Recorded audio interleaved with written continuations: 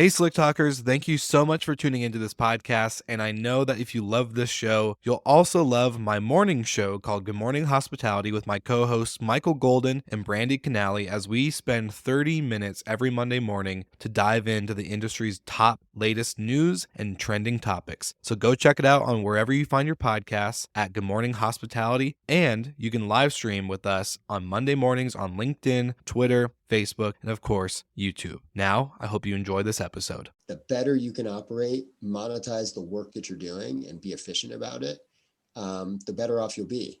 And so I think you're also seeing some of the big operators reconsider, whether or not they want to build all their technology. Do they want to buy some technology? I think there was a trend a few years ago of, everybody building in-house. That still continues. It can be economical depending on who you are and what you're trying to accomplish. I think a lot of other people are starting to think like, okay, I need to put together what's important to me and my business. And now I need to put together the right tools to optimize those pieces of my business. Welcome to Slick Talk, the hospitality podcast where we discuss all things hospitality, hotels, and business. You can find us online at slicktalkthepodcast.com and on every podcast listening platform. What's up, all my Slick Talkers? This podcast is sponsored by Hostfully. You've heard them on the show before when I had David, the co-founder of Hostfully. What Hostfully does for the industry is create digital guidebooks, and they're a property management platform. So you can manage your vacation rental or boutique hotel on Hostfully directly. I think we can all agree that 2020 has been a wild year, but with this year has come a lot of great things like Hostfully and the software that they have created. Hostfully is making it easier to help optimize your listing and your vacation rental so that way you and your team can grow and thrive during this time. Not only are they a great software and platform for vacation rental managers and small boutique hotel owners to use, they are a very insightful company. They use a bunch of integrations and partnerships with other companies in the space to find the most compelling data to help make sure that any user or industry expert has the tools and resources to make sure that they are literally optimizing and using everything to their advantage. Things like industry reports and white papers and data insights are key to understanding how to continue to move forward, and Hostfully does this super well. Now I want you to take a look at the show notes below, see the link that says Hostfully website, click that, and if you sign up and get a guidebook or onboard to their software, use the code SlickTalk20 to get 20% off, and you will not regret it, I promise. So go ahead, go to hostfully.com and get signed up today. All right, everybody, welcome back to Slick Talk, the hospitality podcast. I'm your host, Will Slickers, and I say we rarely do this, and it's very true, but bringing on a guest from the past back onto the show doesn't happen often, but when it does, it's usually because the first episode was so kick-ass that we just had to do it again. So I'm excited to have Jeremy from Breezeway back on the show. We're going to be talking about 2021 and trends and vacation rentals and, of course, operations when it comes to operating a successful vacation rental brand. So, Jeremy, welcome back to the show, my friend. It's great to be back. It's I think it's been about a year. What a year it's been. 2020 has been something else. Yeah, I was going to say, I didn't think we would meet up this way, round two. I was hoping in person would be great, but I think back in March and April, all our plans got a little shattered with that. But yeah, totally. But thank God for Zoom, right? It's a blessing and a curse, right? We all spend a lot of time on Zoom nowadays. Yes. Well, and it's funny too, because like we were just talking yesterday, the last in-person event was the Shorties Award, and then of course the Short Stay Show, and I ran into a couple of your associates there, and now here we all are just virtually hanging out, no more in-person stuff. So that's right. Like you only have to get dressed from the waist up. It's like there's always benefits. You got to look for the silver lining. Exactly. You got take let the laundry breathe, so they say. Well, I'm excited to have you back on. And, we had an interesting chat going into kind of what our discussion is today. And you're a pioneer in the industry. You've done a lot with Flipkey, and then just going into what you've built with Breezeway. So I'm really excited to talk to you about, because I feel like you just have that perfect wealth of knowledge for what we're going to do and talk about. So thanks for being on again. But I want to jump in and just kind of see what's kind of happened this last year. Obviously, a lot has been in development with Breezeway and what you guys are doing with your platform and your product with the vacation rental professionalism and operations behind the scenes. So I'm curious to see what's been new. Yeah, I think this has been 2020 has been a challenge for everybody in the industry, and I think operationally the challenges that people faced going through and continue to face around COVID-19 and the pandemic and cleanliness and the right standards that they want to operate with. We didn't all see that coming back in February, back in January, February. And so that's obviously, I think that's just dominated. It's dominated the business. But in then you have the backdrop of Airbnb filing their S1, demonstrating really the resiliency of the vacation rental product, and how well that is positioned in the hospitality sector. Yeah, and even companies like Expedia Group talking about how Vrbo's really carried the revenue for them in this time, and just like you just said, showcasing the resiliency, the fight that the vacation rental segment brings to the game. Is pretty powerful stuff. Yeah, I think that is like one of the, and I think that's, we're going to talk about trends, but as you prep to think about the future and you look towards the recent past, yeah, that concept that this is the most resilient segment in the travel industry, I think is really key. And it also, we all like to talk about how the vacation rental market is so fragmented and there's all these different operators and it's so fragmented, et cetera, et cetera. But really what it also is it's very unique, and it's unique in its ability to be a great option during this time. And I think that's what's also standing out. It's not just the resiliency, but like just how unique this is compared to other hospitality, compared to hotels.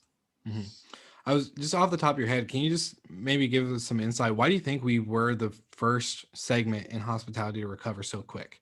Like what makes vacation rentals, because you still have like hotels, which there's it's real estate, it's a business, but then with COVID, obviously like people don't want to be close by and intermingled that way. But if it wasn't COVID, let's just say another financial crisis or whatever happened, do you still think that vacation rentals would be the leading front for hospitality?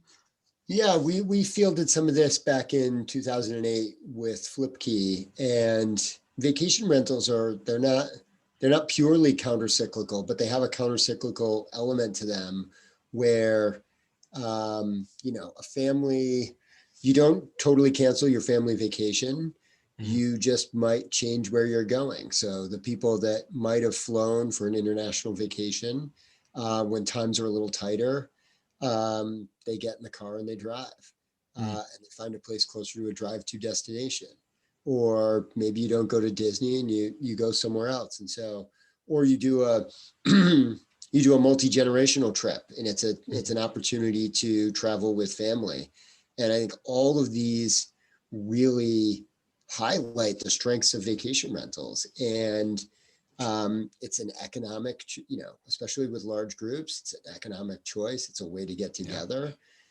During the pandemic, it's just clear people wanted to, and we've seen this, right? You can see this in some of the Airbnb material, but yes, there's longer extended stays. Stays have increased because people want to just go and work from another location. But I think, this was the perfect sort of, vacation rentals were the perfect sort of escape. And I don't know when Verbo dropped the home away from home tagline. But it's really true, right? This is like, you're stuck in your home, you're being responsible and you're self-isolating and you're trying to take care of your family and your health. And now you can go do that in another home. Yeah. That's a pretty easy lift compared to thinking about a hotel. Literally like a home away from home. Like it's literally not, it's a home. It's like the coolest part. So Yeah, exactly. I missed that tagline. Yeah, no, I think it's a good one. They should keep it for a long time, especially after this. We're talking about trends, and speaking of that, you mentioned a couple times already, drive to destinations. And I love what you said yesterday when we were chatting, was that this is like the new, like, I guess, home away from home. Like, people are discovering their backyard in a whole different light. And you were kind of talking about how, you see this continuing in 2021, and so on. So what makes you think that's a trend that's going to stay, for, other than the obvious reason of like getting a home away from home? Why do you think, people are going to continue that route? Yeah, I think there's going to be this. I think we talked about this a little yesterday, right? There's going to be this obvious bump in people have been cooped up, and for sure they're going to want to get on a plane when they feel comfortable to do so and go far away and be in a spot that's really different from where they've been for the last year. But I think once that settles down, there's something really enjoyable that comes with taking a vacation a little closer to home and being in that drive-to market and sort of falling in love again with your area, or someplace that's so easily accessible that you can build a relationship with it, right? Yeah. And we've seen this time and again with vacation rentals, right? Not only multi-generational travel, but you keep going back to the Outer Banks for your vacation with your family. Maybe you're not going with your parents or your grandparents, but that's where you went as a child.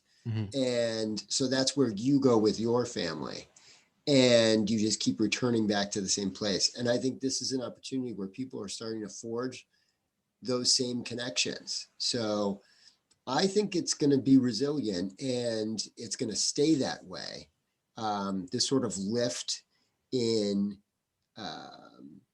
sort of the popularity of vacation rentals as an option, I think it's going to stay. I think there's an argument in 2021. That's the new baseline that people have discovered. More people have come in, they've discovered, and they like this travel option, and they see how easy it is, and they're gonna keep doing it. I was gonna say, it's like setting the. I like that you brought up the generational thing. Like your parents, when your family went as a kid, and now you're bringing your wife and kids, or husband and kids, or whatever, and it's like setting the tone for the future. Setting the tone for setting the tone in the sense of, like you just said, discovering your own backyard, but like a new way of travel that's really cost effective. It's really convenient. It's not as exhausting.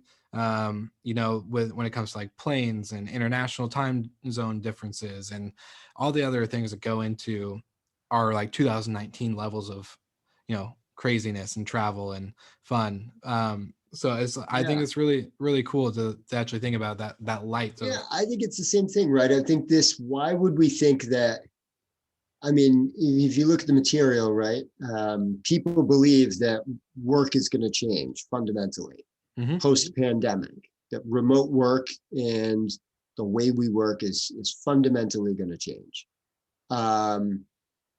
Why would we think that, work will change and these other aspects of our life will have a permanent sort of lasting effect because we've discovered something new, but that the way we travel won't change, will just like magically go back to the same way it was before. Yeah. I don't think that's realistic. Just like, but all the people that have, gone on RV trips, does that mean they're all going to go out and buy RVs in 2021? No, but probably not. But they're not going to go buy RVs. But like, will they have discovered something really interesting and probably turned into, repeat customers to RV shares or to taking RV trips? I think that's hard to deny. Yeah. And like I've seen a couple like new ones pop up, like the van life of, rise, and people like converting buses and vans and like still doing that drive to destination, but really just bringing like the accommodation with them. You got to Which get is, some van life. You got to get some van life people on the podcast. I'm trying. That's a demographic I'm interested in. I'm trying. Trust me, there's a company here in Seattle, so I'm working on it. Soon to come, Nice. Slick Talkers. All the audience listening, be careful. Watch out. We're coming. No, but like I think it's really cool that, like you said, you're setting the tone, discovering our own backyard. Operationally, like what have you guys seen in the recent changes? We talked about Breezeway on the podcast last year. We're talking about we talked about like the name of a hospitality provider or property manager and like what that role really entails. And now we're seeing it obviously shift and change a ton since this all happened. So what's kind of been like the bird's eye view with Breezeway and what you guys seen in the operation background? Yeah, I mean, it's like that Jurassic 5 song, Quality Control. I think that's the name of the game, is that everyone is really, I think we were on this path of increased focus towards quality control. And now it's just continuing to, I think COVID-19, all of a sudden the spotlight was on, hey, we really want to, people want to travel. They want to go local. They're not sure they want to go to a hotel. They're looking at vacation rentals. Are they safe? Are they going to be clean? Cleanliness and safety became synonymous. And you saw the professionals in the market really look at how they were handling their operations and procedures, double check. We talked about this over the summer a lot in the marketplace, which was like, you really didn't see the professional vacation rental managers, hospitality providers who've been doing this for a long time, that run great businesses. Lots of those people are our clients. They're not suddenly like putting on the brakes and saying, I have to do everything different. These are people who have been carefully and very diligently cleaning and preparing properties for the next people and the next guests who are coming in for years. They've been doing it for 20 years. Like they have a procedure in place to do this. I think what most people who fit that category did was they said, okay, let's look at this, what's happening. There's COVID-19. We want to make sure people don't get it. What do we have to do to tweak our existing procedures to be even more diligent in the face of, a global pandemic, where we want to make sure our staff and our guests and our owners are staying safe? So what we saw was most people in the professional side of the market tweaking their existing policies, making small changes, making adaptations to their existing operations to make sure they were doing a really good job, double checking, crossing your T's. And that turned into, but even just doing that, your listeners and people who are in this business know the margin of error is really small. On the operations side of the business. You're trying to turn over properties in a very careful, diligent way. They're typically a lot larger than hotel rooms. There's a lot of work that goes into it. And you're trying to do it in short order. So what really happened is, lots of the country and lots of the world and lots of our customers were shut down March, April, and May. And then as the restrictions lifted, they went from 0 to 100%, like right away in a matter of like 2 days. So they had to be like, we had no one in any of our properties. And now on Saturday morning, we are going to be 100% occupied, and we're going to be 100% occupied from now for the foreseeable future, because there was so much pent up demand, and they've been canceling and moving reservations out. So I think that just put a ton of, even just those small tweaks, long answer, put a ton of pressure on the business Yeah. To make sure that you were taking care of the properties.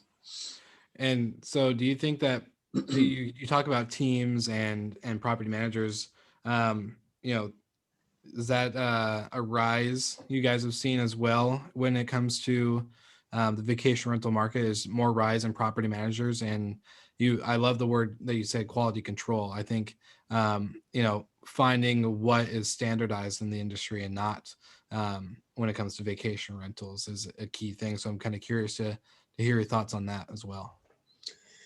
Yeah, I think that over the years, this market has, people will sometimes say we're still in this period of like the vacation rental market is still maturing, or the sharing economy was just invented. And so now like this is a whole new category of travel, but that's not really true. This has been around for quite a long time. Yeah. But it does keep shifting.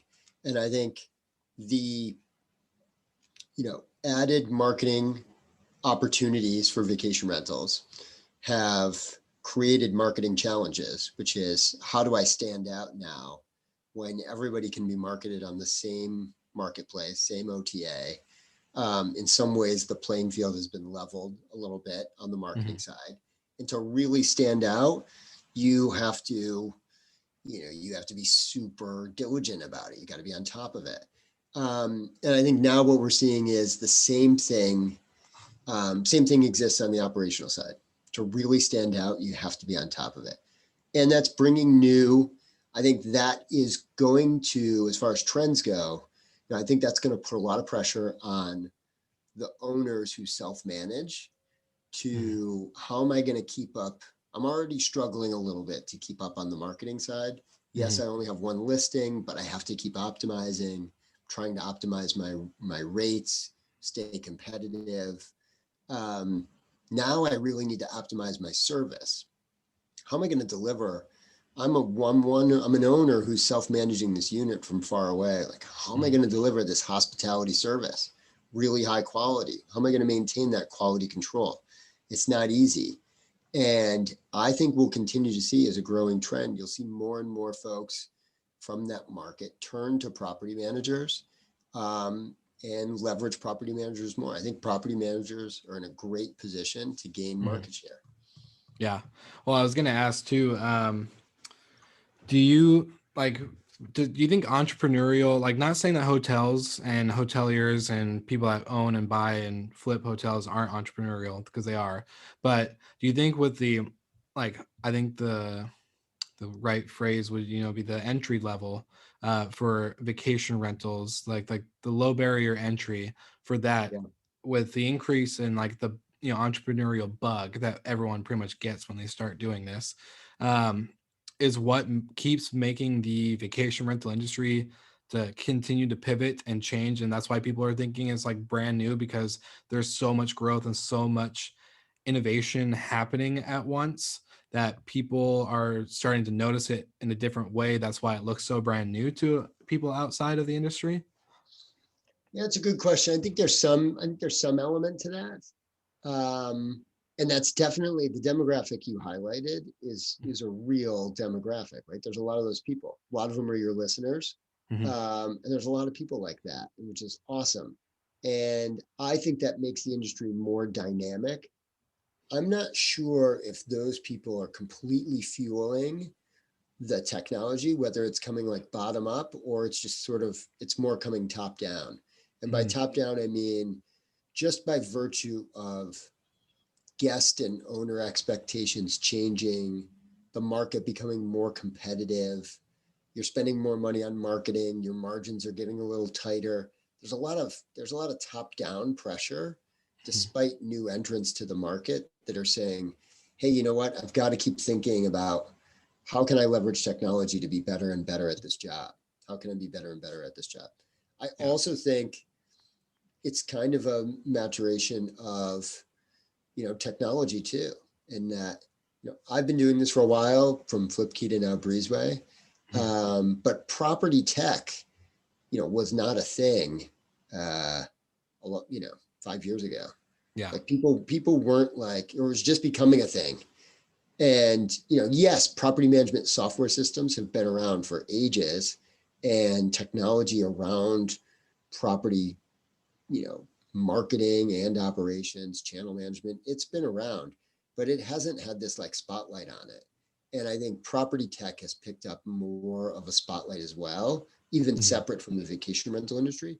And now you have like the convergence. Now you have the convergence of both, which brings more technology, then it fuels the cycle of innovation. I think that's a really good point too, but I want to see, because I think there's a combination. We have like the side of the tech and the continued innovation and travel demand and ownership expectations and guest expectations. What you said it a couple times too, and I love it, is hospitality service. Now, what kind of role is this playing into it? Because we are in the hospitality industry. A lot of people, in the beginning, when I did like the mastermind series that you were on and other things, we're like, well, we're vacation rentals. Like, yeah, but you're hospitality. You're providing an experience.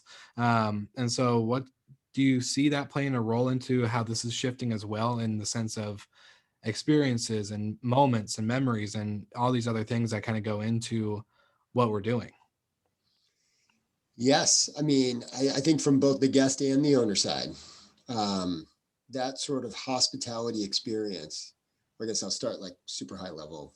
I think there's a trend there's a coming trend towards hospitality living. It's already here, but it's the term hospitality living applies to folks that want to have more of a concierge experience in their apartment in the city, where they stay long-term. This is where they're renting, long-term, to when they go on vacation or whether they're traveling, right? I think there's a great quote. I hope I didn't say this on your last podcast, but because I haven't thought about it for a while, but about, there's a big real estate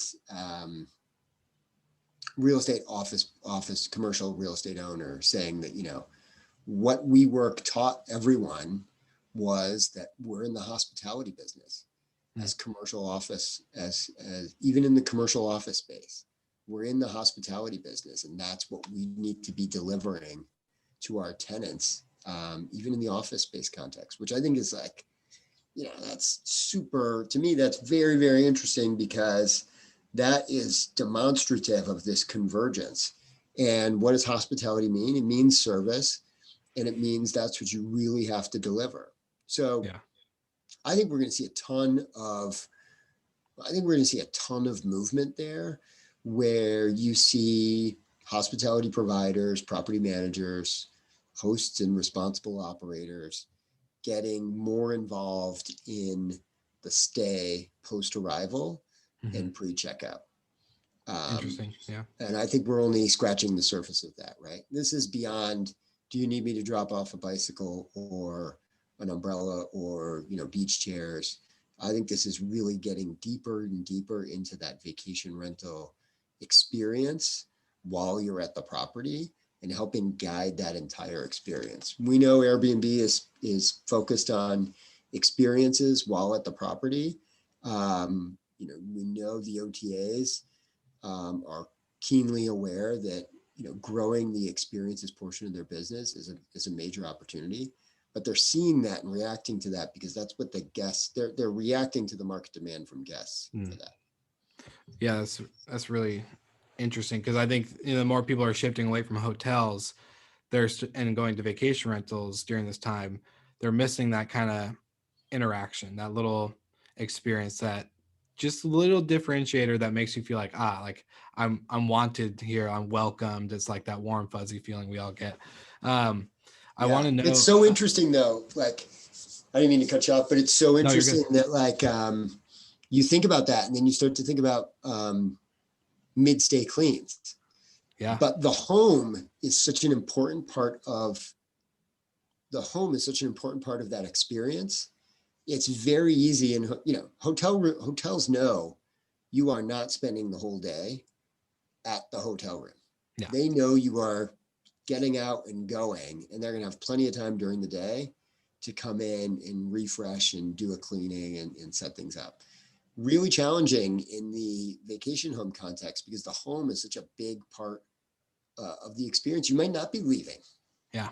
So how are we going to coordinate that, and how are we going to get in there and really provide that service? We saw a lot of that during COVID-19, right? Like you have a broken, even just the safety, keeping your staff safe while you're trying to deal with a property issue during a stay, and trying to time and understand, like, how can we get in to fix the ice maker when we're trying to remain distant and leave our guests alone? Super challenging. Yeah, no, very true. And I wanted to highlight a certain thing. Obviously, I talked about the barrier, to entry was pretty low, but I want your opinion on this because, a lot of businesses in the hospitality space or not in the beginning of this COVID-19 stuff went out of business, like closed permanently, like done. Like we can list a couple that everyone knows, like Stay Alfred's gone, all these other places are gone. So do you think now with the current inventory, what does this look like continuing into 2021? Do you think we saw like those bad operators that kind of like weren't professionalized, weren't doing things like, having noise monitoring or breezeway or anything like to have a functional property, quality control type property, to now the ones that are still here, still thriving, still leading the industry forward? Do you think that's going to be, I guess, like playing a big role into 2021 and how, the future of STR looks as we continue to, project further? Yeah, I think you'll see some of that. Jordan and the team at Stay Alfred, they really cared about their business, and I think they were great operators. It's disappointing and unfortunate to see them go out of business. I think what you'll see is, and you're right, there are a lot of other ones. They're not alone. There are a lot of other operators who have really struggled, tons. And I think, look, as an entrepreneur myself, like it can be easy to get caught sideways. Mm-hmm. And you're talking about trying to navigate the worst crisis in modern, travel history. I mean, there's nothing really like it, where, revenue plunges to zero for an extended period. Yeah, overnight for an extended period of time. Yeah. And literally people are, restricted from using your product. I mean, it's super hard, challenging thing. So I don't think a lot of these folks were bad operators. I think they just got caught in a bad spot. And I think that also, I guess to your real question, yes, I think you will see, we're seeing it. And I won't say in all the ways that it's happening, but I guess I'll hint at a couple. You're seeing that a sort of macro effect of people are more, which is I think beneficial for Breezeway. People are much more interested in the efficiency of their operation and making sure that they are running things smoothly. Mm-hmm. It can be a tough margin business. And the better you can operate, monetize the work that you're doing and be efficient about it, the better off you'll be. And so I think you're also seeing some of the big operators reconsider, whether or not they want to build all their technology. Do they want to buy some technology? I think there was a trend a few years ago of, everybody building in-house. That still continues. It can be economical depending on who you are and what you're trying to accomplish.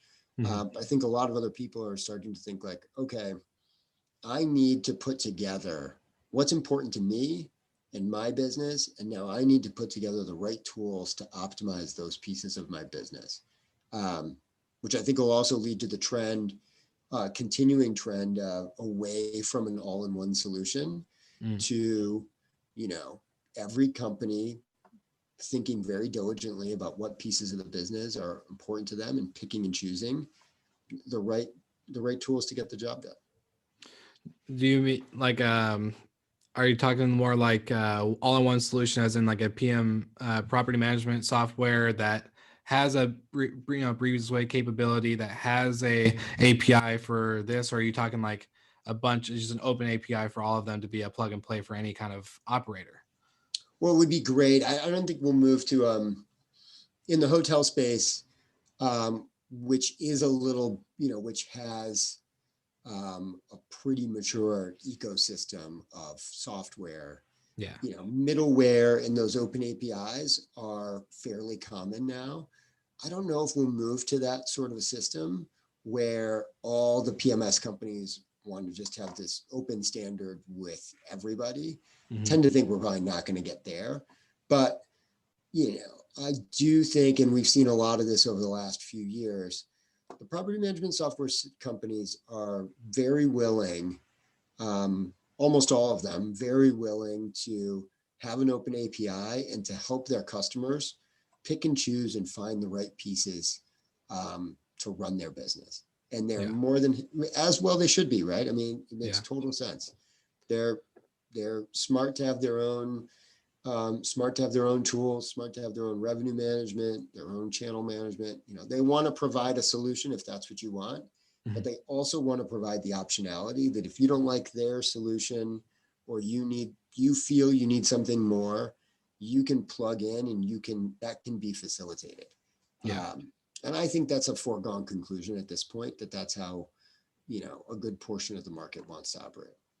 Yeah. And I think like with I don't know if it's a trend, but really the flexibility that we've seen now with, COVID-19 providing to the industry, a lot of hotels are being more flexible with cancellations and non-refundable rates, and booking windows are shortened, and vacation rentals are seeing the flexibility as well. Like the more flexible we are to the guests and, all that, it plays a role into a flexibility of our operations, flexibility of being able to pick and choose, like you said, having the option available or having it become included. I think is pretty key. And totally. Yeah. It's amazing how many, I think this was exacerbated by COVID. I know it was, but we released a new product this year, feature enhancement for dynamic scheduling, so that if you had a reservation, we pulled it over, you scheduled all your property prep and your guest communication around that reservation, and then the reservation moved. Instead of canceling all that, all of those tasks and workflows will move automatically with that reservation. And during COVID, that just started to happen, where reservations just kept getting stacked back and back as restrictions changed or people's travel plans changed. So many cancellations and then rebookings that, the scheduling was very, very fluid, or last minute ones, so many last minute reservations as markets opened up. And we saw a ton of that. So I think that's just a small way that, like, technology, when you try to put in the right tools in place, technology can really enable those types of more difficult workflows that, I think we're just going to continue to see. Dang, what the heck? Why am I just now hearing about this? I wish I had this when I was managing a hotel. Like, man, that's so nice. Hotels have that, but hotels don't have to worry quite so, it's such a different, it's going to be really interesting to see also coming out of, in 2021, as we move past this, we're all incredibly hopeful. We're going to move past this at some point. For sure. It's going to be really interesting as hotels were already hinting before the pandemic. They were already signaling that they realized they needed to change the way they looked at their inventory to be more responsive to consumer demand, to consumer interest, for unique, authentic experiences like you get when you're staying at a vacation home. You can promise you that over the last 8 months, that sort of thinking has only accelerated among hotel providers, because they have seen what has happened over the course of 2020. And I think on the other side of this, as travel returns, it's going to be very, very interesting to see how the hotel industry responds, what sort of convergence we continue to see, what sort of products they bring to market. to address that, I think it's going to be really fun. Yeah, no, and we've already seen like Homes and Villas by Marriott. Like it's a perfect prime example. Even though they were kind of doing that a little bit before COVID, they really amped it up during COVID. So it's just like one key example. But like you said, there's tons of hotels doing the same thing and or getting into. I liked what you said yesterday when we were talking, and I wanted to highlight this and kind of make Because we talk every day. yeah, every day. You know, we're best friends. We're virtually having beers. You know, it's good times. No, the way you looked at like 2021 and like we're talking about trends and operations and the quality control and like the rising standard and professionalism in the industry. I like how you broke 2021 down into a 6-month period block, right? The first 6 months still going to be ran and controlled by COVID. The last 6 months, a full restart, a refresh in a sense. So I want to hear other trends, other maybe some insights, things that you're thinking like that will continue or will escalate or will maybe become something brand new. Yeah, I think one that's been on our mind is, in 2020, and I think a lot of the trends, it's impossible, right? 2021 is not going to be a normal year. No. Even if we were done with the pandemic, 2021 wouldn't be a normal year because it's going to come after 2020. Yeah. Right. And so, I think any trends that you think about the future, you have to take 2020 heavily into context. And I think one that sort of happened in 2020 was this concept of cleaning and safety becoming synonymous because they had to, because we were worried cleanliness and how well you did that job now was really heavily correlated and tied to the safety of your guests, owners, and staff. And so it made sense for those two to be really tight together. I think that will be decoupled in the second half of 2021.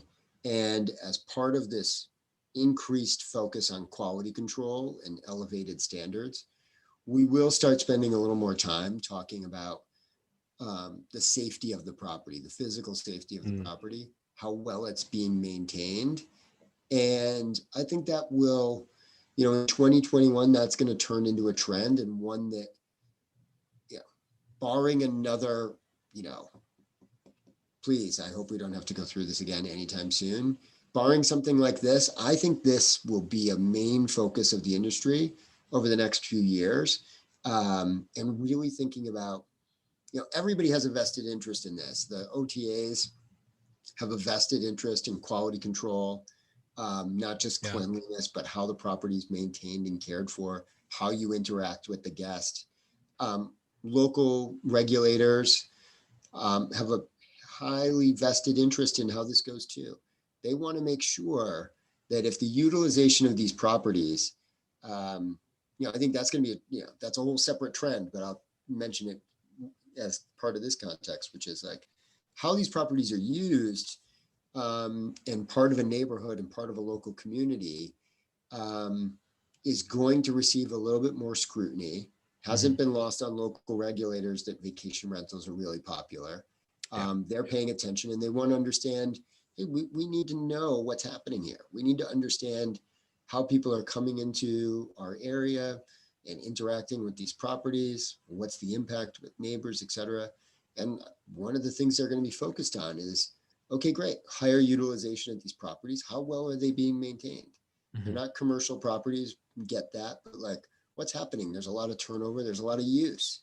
Are they being maintained in a safe way that everybody feels comfortable about it? And I think that's going to be, I think that's a massive trend that we're just still seeing the beginning of. Yeah.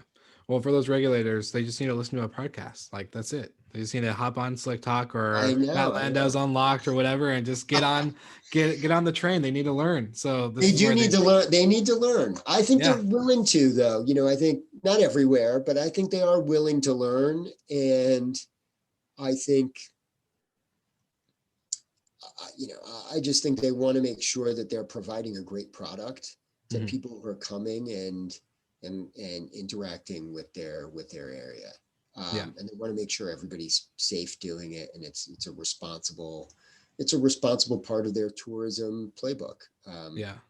So, but I do think we will see, that's been a little bit of a hodgepodge over the last 10 years of fits and starts and whack-a-mole of regulators in one area getting more serious, and then another one sprouts up. I think you'll just sort of start seeing it all sort of bubble up sort of everywhere, that this is something that's going to be on people's minds.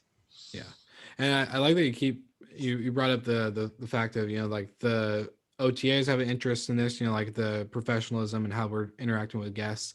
But I think it's been cool to see too, because and from my point of view and perspective, 2019, 2018, saw a big movement of like support local, shop local, eat local, but not many people were doing it. And now with COVID being in place, everyone is like actually really doing it. They're not just posting about it on Facebook. They're like, yo, this restaurant needs your help. Like, go support local, stay local.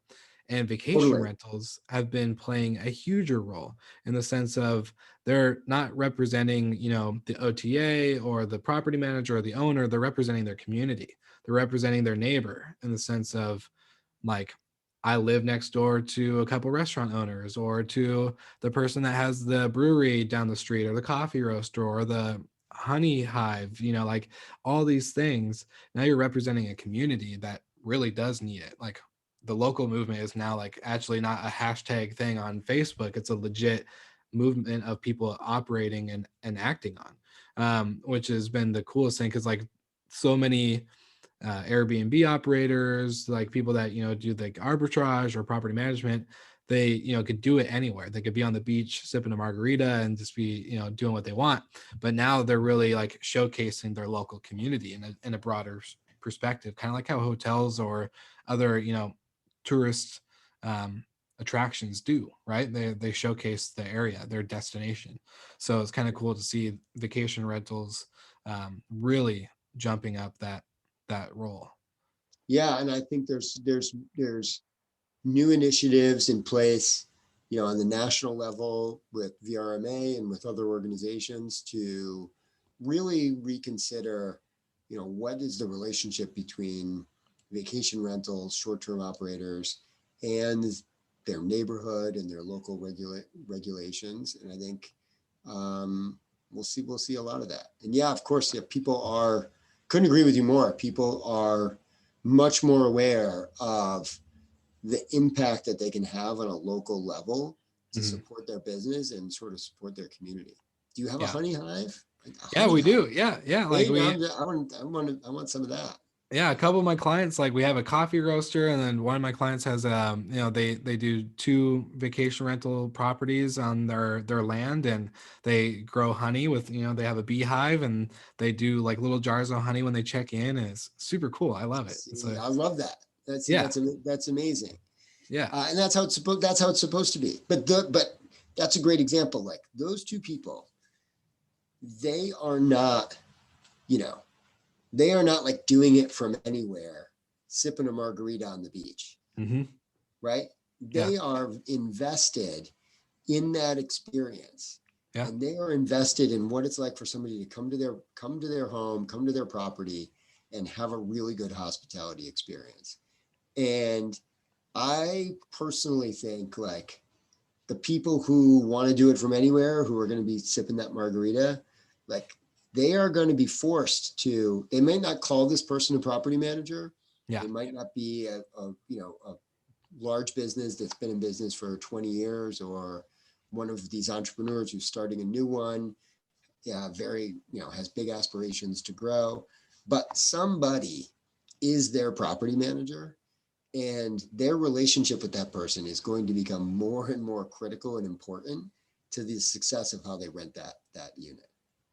Couldn't agree more. And I love how sipping margarita on the beach became the analogy for that whole conversation. I don't know what that tells you. I mean, I would love to. Sipping a margarita on the beach sounds it sounds foreign to me at this stage, but that's aspirational. It'd be nice. Yeah, I was gonna say, we'll just change the virtual background to somewhere. Yeah, what do you mean? This is virtual? Oh, I mean, yeah, no, not at all. My chair? That's not my chair. Yeah, exactly. No, that's awesome. Well, hey, I think this has been a great conversation. I've had a lot of fun. And you brought up some really good points that I wasn't quite thinking about, to be honest, when it came to, the trends of, the operation and quality control and like the actual properties quality, not the professionalism and the management and the ownership and the host. So I think it's something for everyone to keep an eye on. So slick talkers out there that are listening, obviously, come on, step it up, listen up. This is the great stuff. So Jeremy, anything like you want to leave the listeners with? I know there's a lot popping out through Breezeway. I like to give the final moments where you guys get to share any initiatives or any just exciting news that you guys are working on for any of the slick talkers that want to find out more and kind of discover you. Yeah, of course. I appreciate that. We are a property, operations and service platform.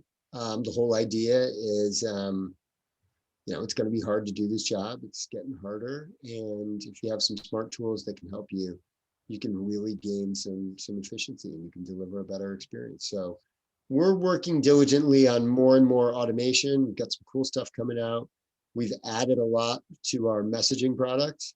And I would just say for the slick talkers out there that, don't, because we've seen this happen a couple of times where some folks will say, well, yeah, that sounds like that's for really big businesses. That sounds like that's for these big enterprise property managers with hundreds of units. And sure, it is.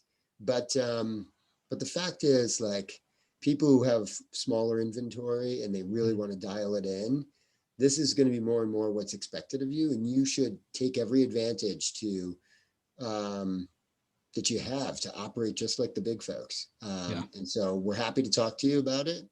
And we could tell you more. Perfect.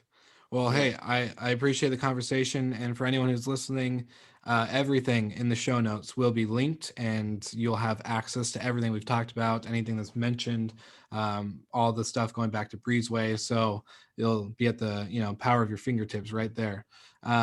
Jeremy, I want to say thank you one more time just for being on the show. And I appreciate all that you guys are doing. Thank you. Thanks a lot, Will. Thank you so much for listening. We love your support and want to provide the best we can to all our listeners. So please find us online, social media, and on Spotify, Apple Podcast, and Google Podcast.